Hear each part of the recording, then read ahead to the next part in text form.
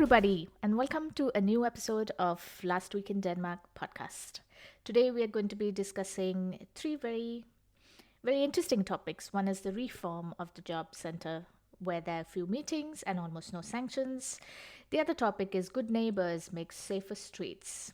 And the last one, and one I'm very keen about, is Solvej Balle's Booker Prize nomination for translated fiction. And the book is on the calculation of volume. We're discussing with Fionn today. How are you, Fionn? Hi, Kalpita. I'm good. I'm probably like everyone in Denmark. I'm getting over a cold or a flu or something that made a horrifying amount of snot shoot out of my nose over the last few weeks. But I'm feeling better. The sun's out more and more, getting more hopeful every day. Yeah, it's the start of summer. It is, almost. It feels like it. I think... yesterday when I was going to pick my kids up from their Fogastu and school, I could ride my bike without a jacket on, just in my t-shirt. And I thought, This is freedom. The luxury life. Yeah, this is freedom. This is true joy in Denmark. Yeah, speaking of freedom, the job centers are giving more freedom to those managing the job centers and taking away their funding. Like we spoke before, it would be easier to say that we're slashing almost 30-40% of the funding to the job centers, but they like to call it a reform. What do you think? Yeah, so the Minister for Employment has come out with what she's kind of claimed is the greatest simplification of the employment system in Danish history. The words in DR were abolishing a tyranny of rules, control and suspicion, all of which sounds very good and very nice. But I mean, you can look at it through a different lens and see that one of the key things that this is going to do is also save 2.7 billion kroner a year. Now, saving 2.7 billion kroner is, as you kind of hinted at, a different way of expressing that, well, last year we spent 11.7 billion kroner, so we're effectively cutting the budget for helping unemployed people by 25%. So I have kind of mixed feelings about this, to be honest. Obviously, I think there should be adequate resources for people who are unemployed, particularly those who are maybe long-term unemployed, to upskill and get back into the job market. And if you view it through the lens of such a big cut, well, then I definitely feel like it's a negative. But when I look at some of the steps that it's taking, I can kind of think back on the limited times where I've been unemployed or between jobs in Denmark, and certainly say, okay, well, this would have added or removed a few of the hoops that I felt I had to jump through sometimes unnecessarily when, I was applying for jobs. And most of those had to do with actually speaking to the job center itself rather than speaking to my ACASA, or sometimes it felt like just getting on and sending out applications and going to interviews. I didn't know that job centers had these rules and you had to follow those rules. I've also been part of the job center at some point. I think every international has been invited to the job center or has faced unemployment in some form or the other. And it is unfortunate that the job center is only as helpful as getting you labor jobs.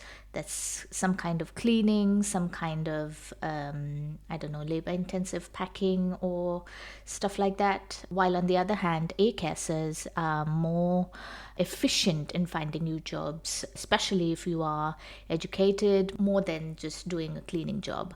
Although there's no shade on cleaning jobs. They're great. They pay you, they pay your bills, and that's perfect.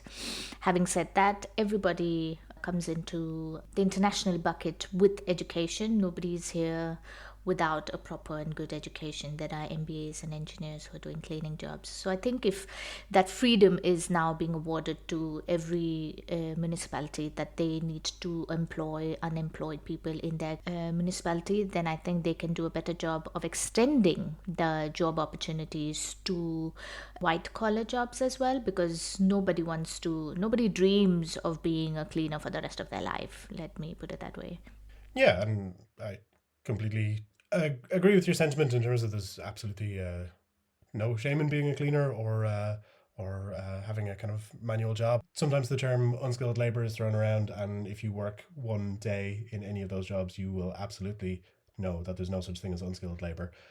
But yeah, one of the kind of core parts of this reform is that the government is basically removing the state requirement for the comunas to have a job centre in each comuna. Now, what that means basically is it will be up to the comunas what way they will still need to provide help for people to find jobs, but it will be up to them to figure out what the way forward that they do it with is. It is a little strange, I think, in one way. I mean, I hope there are benefits to it. You would maybe hope that there could be some innovation in this, and there does seem to be a lot of red tape or legal requirements kind of being removed. There are boxes that maybe need to be ticked for the sake of ticking boxes. But I always worry a little bit when a kind of reform comes out like this, and you see, as an employee, you see a lot of the trade unions not being super thrilled about it. And I think the 3F trade union, they actually had a very good point, which is that the agreement doesn't by default benefit the unemployed or companies necessarily.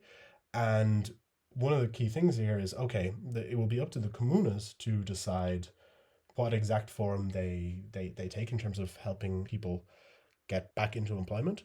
And there's 98 comunas. So that's essentially going to mean that at some point, it's not all going to diverge day one, right? But at some point, there are 98 different labour market policies, effectively, that unions, the unemployed, companies will need to have some sort of insight into.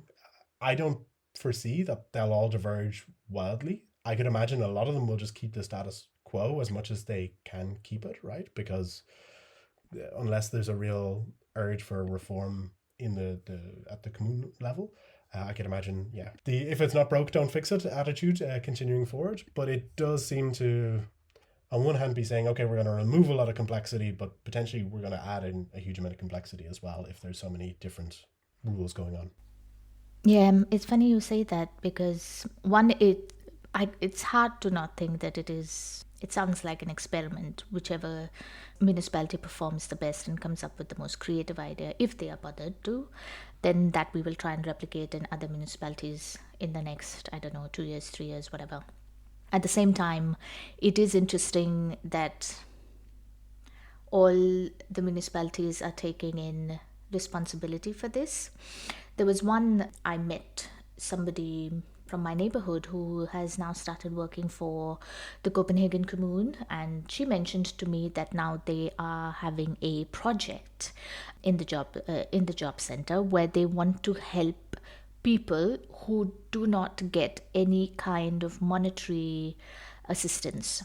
So no content help, no dowping, no assistance of any kind, and looking for a job, and especially women and men from Asian and some other countries who come into Denmark and find themselves without a job, which I thought was very specific.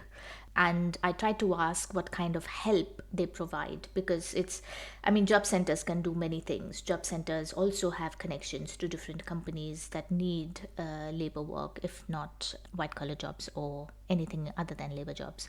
And they use these connections to get these people. But I was also informed that they not only help these internationals to get a job, but they help them with their CVs and cover letters. And they help them with getting internships like praktik jobs, or also Untitled school, which is basically, you get a foot in the door and then the municipality pays for your maybe 1, 2, 3 months or whatever, and then you try and make a permanent position in that company as well. And I think that's something that the traditional job center did in Copenhagen, but this is back, 10 years ago when they did such a thing. That's also the time when I sort of became part of the job center, when I came into Denmark and had that experience of going for these meetings, and then they'll ask you if you know this, you know that, and how you're going to manage this, and but the other thing was also they did expect you to understand basic Danish, if not have a complete full-on Danish conversation. So I think there are interesting creative ways for municipalities to approach this. I'm keen to see how this would work, because hey, the more people come in the job market and the more jobs are created, it's even better for the economy. We all pay our taxes, and then we don't have to pay war tax, or we don't have to have so much of crisis preparedness in terms of economy. So it is great to know that they're putting in efforts. And I think not only in terms of the economy, but just think, I mean, this is often a kind of a red thread through some of our conversations on this podcast. It is about integrating in Denmark and how challenging that can be as internationals. And I mean, that's not a breaking news story that we've discovered, right? That's something that any international who has been here knows how challenging it can be. And I think a big part of successfully integrating in Denmark is finding a community, whether that is through your neighborhood, whether that is through a club or association or, you know, some sort of society, of which there are many, which is great. But also, you know, actually, well, having employment, not only obvious things like gives you money, gives you experience and everything as well, but it gives you a network of people. And again, shared experience, which at least for me has certainly helped, like, I guess you could say, open up my worldview of Denmark, if that's not too broad a sense, that it introduced me to a lot of, could be bars even, or places, or, you know, parts of Copenhagen I never would have gone to otherwise because they were outside of my own little bubble. And also just get to understand Denmark that little bit more, right? So I think that sounds really wonderful. And yeah, I'm still cautious about this reform, you could say, in some ways, but I hope the outcome is that it helps people and helps them integrate into their communities and get employment, obviously, at the end. Two interesting things. One, that all those that I have met or spoken to with regards to the job center, especially those who work in the job center itself, they are very motivated individuals. They also come with the experience of not having a job and how difficult that can be. So I put full trust in those working in these job centers because they are motivated to do this. Maybe my experience is unique to me. The other interesting thing you mentioned about is integration and how jobs is one of the things that really hugely contributes to that. There's another friend I met last week who mentioned that she learned to bike at the local Red Cross, which was interesting, that Red Cross now gives biking lessons to internationals. There was a statistics I read as well that most internationals, including me, do not bike. They do not know how to bike. And one of the ways of not only integrating but also contributing to society in Denmark is taking a bike. So that is also sort of a sidelined contribution towards internationals and empowering them in a cultural way. And I think that's quite a good thing. Yeah, I mean, it really makes sense. Also, I don't know if you could say in terms of tapping into the Danish national mindset, but you know, feel like there's no better place to do that than on two wheels. I have to admit, and this is really embarrassing, and I can't believe I'm admitting this on a podcast, I only learned to ride a bike at 25. Well, that's better than me not biking at all. Okay. I'm still, so I bike every day. I pick my kids up in a Lelcycle, a cargo bike, drop them off, and having one has been actually great in terms of getting to know my neighborhood better, because what was, you know, a 20-minute walk suddenly becomes a 4-minute cycle. So things like the library and everything suddenly become so much closer and more accessible. But it is a cargo bike, so it has 3 wheels, which is kind of how I get away from maybe being a true Dane. But yeah, I think that makes a lot of sense. And again, thinking about exactly as you mentioned, that integrating and exploring, discovering your neighborhood absolutely makes sense. You know, not when you hear it for the first time, but then when you think about it, that the Red Cross or whoever would be helping internationals learn to ride a bike. That's an interesting segue to our next topic of being friends with your neighbors. You friends with your neighbors? Do you know your neighbors? I definitely know my neighbors. I don't know if, and this sounds mean and I don't mean it in a mean way, I don't know if I would necessarily be friends with most of my neighbors. Not that I wouldn't be, just I don't think I necessarily am yet. And that wasn't always the case for me. I have to say, I'm relatively introverted, and so I went most of my life just not wanting to know my neighbors. Just, you know, get into the door as soon as possible. Don't look at anybody in the apartment hallway.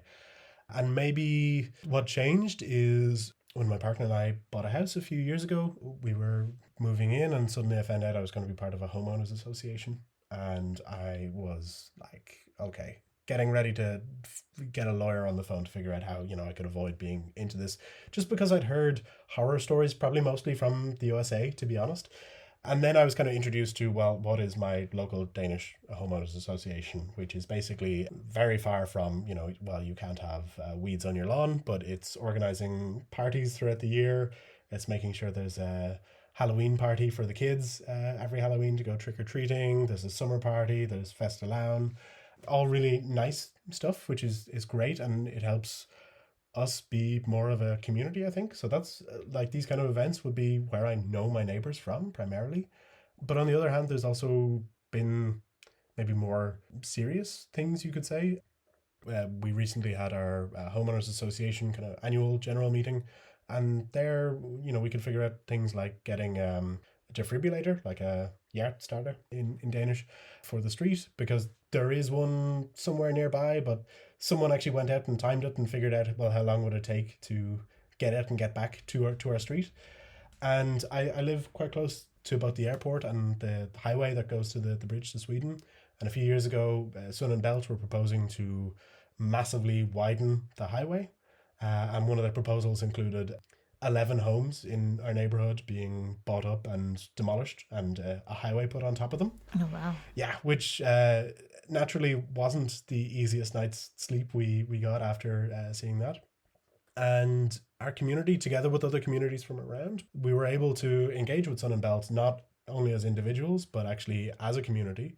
We were able to get support from both local and national politicians. Holy moly. And also the kind of local media and everything. And wow, okay. Yes, there were big, Sun and Belt meetings with everyone on Amar nearly. But they were also meeting specifically us in one of my neighbours' back gardens to hear our specific concerns and actually to have questions and answers about, well, how they could adjust plans.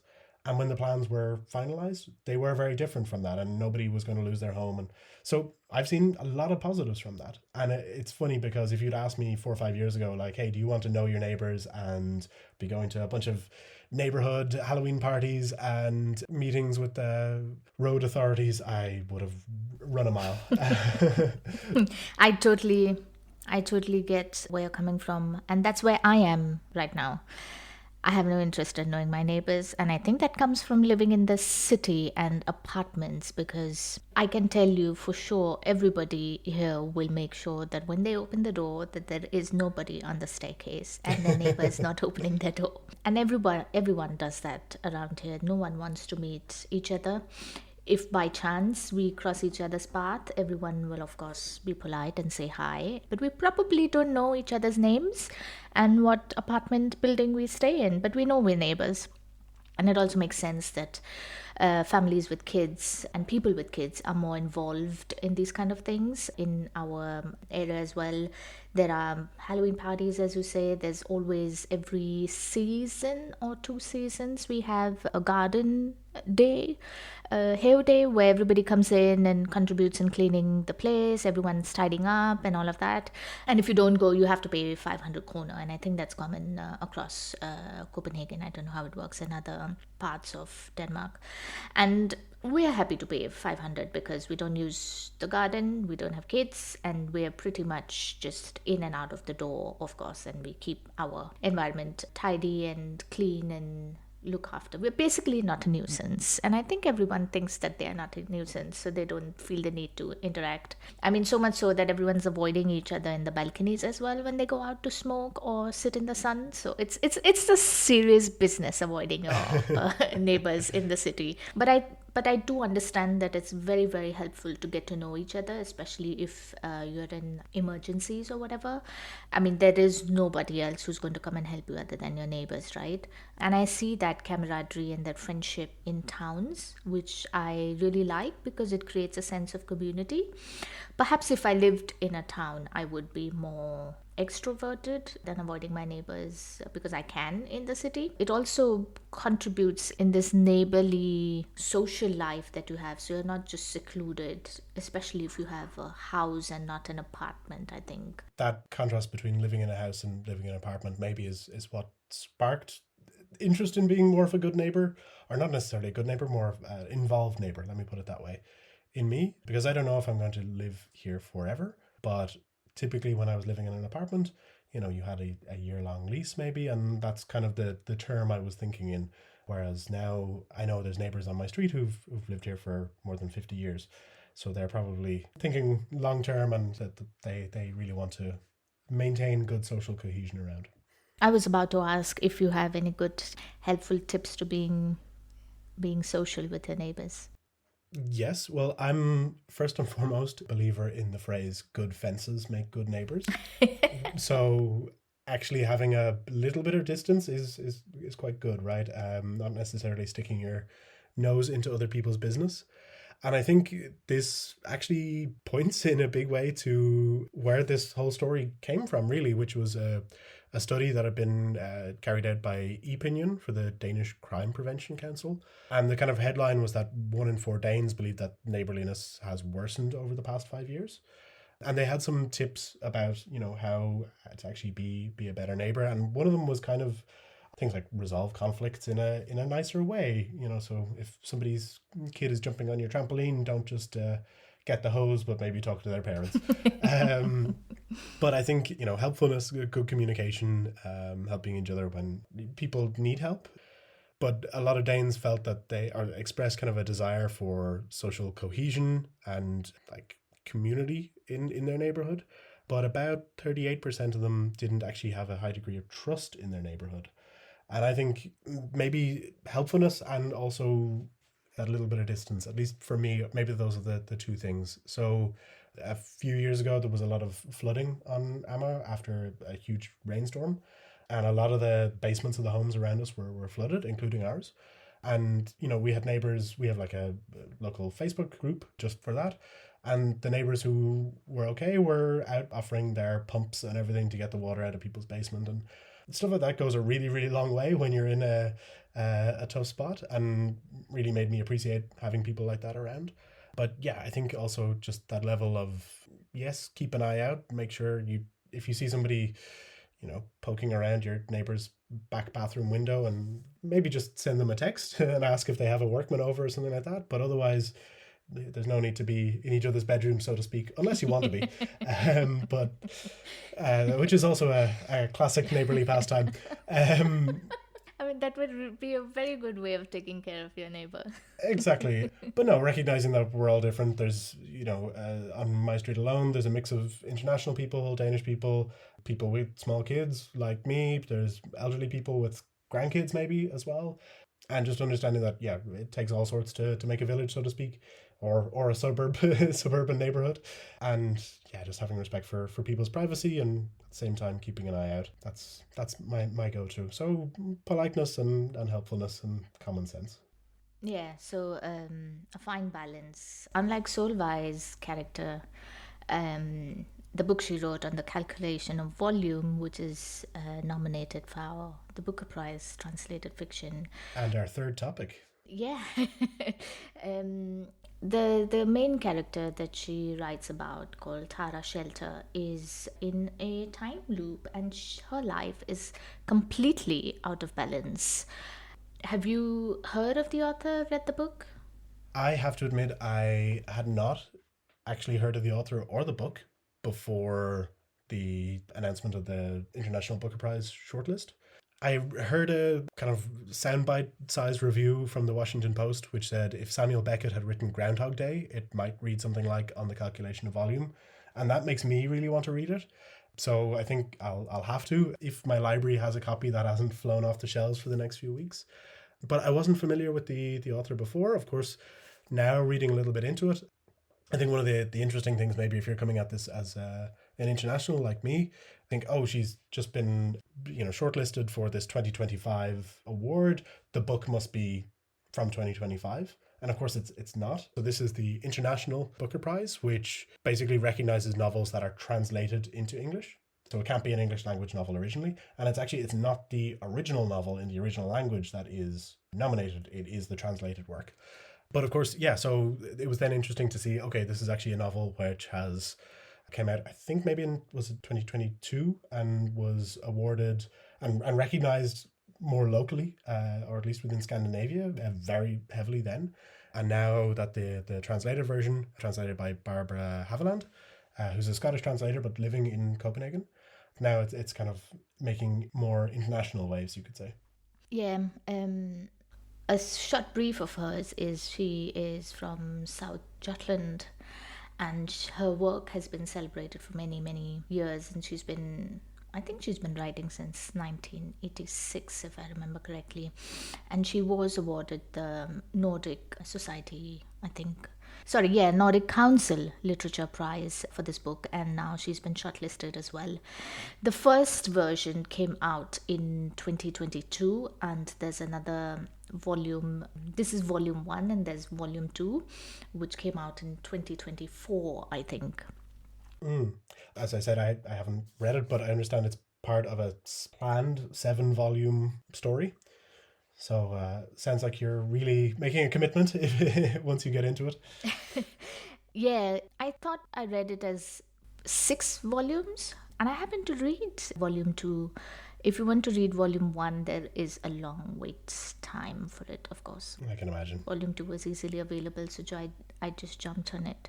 It's an interesting book if you like time loops and if you're into that kind of fantastical journeys of characters. It's a first person, solely based on Tara and her experiences and how she is understanding this time loop and what she does in this time loop, knowing that she is in a time loop, although she does not know how she got into it unless that is covered in the first one. But in the second one, she keeps reminding herself that she doesn't know how this started and how long it's going to be, and she tries to draw inspiration and motivation through her day. It is this desperate urge that she has to explore time itself, and I think that's where Solvej is coming from. At times it becomes a bit mundane, it becomes a bit adventurous, it becomes a travelogue in some sense as well. And this exploration of time that Solvej has done quite beautifully, I think, is intriguing in so many ways. It leaves you with questions and food for thought. And I suppose that's also what Booker Prize looks into for a book. Last year I was looking into the National Book Award, and I read some of the books that were nominated and shortlisted for that, and Solvej's was one book as well that I came across. I just found out that she was shortlisted for the Booker Prize, which I find very interesting. There have been other Scandinavian authors who've made it to the Booker Prize as well, and I quite enjoy the progression and acceptance of Scandinavian literature. I think the authors here are a bit edgy in the sense of how we are more inspired by the slow life and the egalitarian society that we've built. And most authors that get picked up are also based on this background, so to speak. If you haven't, you should try and see if the book is for you, actually. Time loops and time warps is not something for me, but I was quite interested in Solvej's take on Tara's situation. I have to admit, it really sounds like something for me. One of my favorite books that I read last year was recommended to me by a friend, and it was called This Is How You Lose the Time War. And it's a lot less fantastical in some ways than you would think from that. It's essentially a love story, but the premise of moving back and forth in time as well as space and enemies becoming lovers was incredibly interesting. So I think I'm going to have to get myself a copy, get my greasy hands on a copy of On the Calculation of Volume, and dive into this. But I think it's an enormous achievement. It really, really is, both for the author and the translator, and the prize recognises that. So it's 50,000 British pounds, which is split between the two of them. And this year it was the highest number ever since the prize was launched in its current format of submissions. There was over 154 books submitted by publishers for this. So I think the fact that to be on the long list was already a huge achievement, but to be on the short list is absolutely an enormous thing for a Danish author or any author. Whether you're a Dane or an international, you can be very, very proud of Solvej Balle and the experience that she's doing. Yeah, I would also say that if you do read in Danish and fancy doing that, I'm not sure if many internationals do that, and I say that very, very aware that I do not read in Danish, but I am reading another translated book, and I can tell that a translation can be very tricky to read. if you know the original language, you can understand that the book is how the book would have been read in the original language. So you do feel that difference when you're reading even Solvej's book, of the Danishness in what the text could have been. But yeah, translated fiction is incredible, and I think there are such amazing stories that come out from different parts of the world that are not necessarily in English, but also have this cultural bend to it, which I enjoy most. Absolutely. And I think that as internationals, that speaks very much to the spirit of, well, even what we're trying to do here. Yeah, and I think in conclusion, Fionn, you're going to tell us about our new referral campaign. Absolutely. This is actually the third referral campaign that Last Week in Denmark has run. So we're going to spend a moment of your time and tell you about it. It's going to be a fun, friendly competition just to help grow the Last Week in Denmark cinematic universe. No, just to grow Last Week in Denmark. We already reach over 30,000 internationals across the country every single week, but there's still many, many more who probably haven't even heard of us and who could, we feel, hopefully benefit from the news, the tips, the clarity on maybe more Danish things that we can deliver. From the 13th of April to May 10th, we're asking all of our readers, all of our listeners to help spread the word.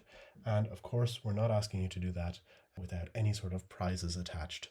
So there are two ways you can win something. If you refer just one person, you are in for a lottery draw for 2,000 Danish kroner. And if you are one of our top 10 referrers, if you're between 5th to 10th place, you'll get a prize from our wonderful merch store. That could be tote bags, t-shirts, mugs, things like that. And if you're from 4th to 1st, there's actually a monetary prize. So all the way up to 4,000 kroner for first place. And there's two ways that you can refer people. One is to, if you're reading the newsletter, press the blue button, which is featured in the newsletter, to sign up, and you'll get a personal referral link. Or you can actually go to our leaderboard page, which is on our Substack, and get a link specifically there as well. So you'll find a unique link that you can share, and if somebody uses that to sign up, that will count as a referral. So anybody signing up through that will earn you 1 point. There are also a couple of different ways to earn some bonus points. Without spending a lot of time on those, I will just direct you to our newsletter, where you can find out the 4 or 5 different ways that you can find some ways of getting bonus points. This isn't just a campaign. It is to a degree where we do want it to grow, but it's really a community effort. I think that's maybe what we have spent a lot of this podcast today talking about. We want to make sure that there's nobody in Denmark who needs to figure it out all by themselves.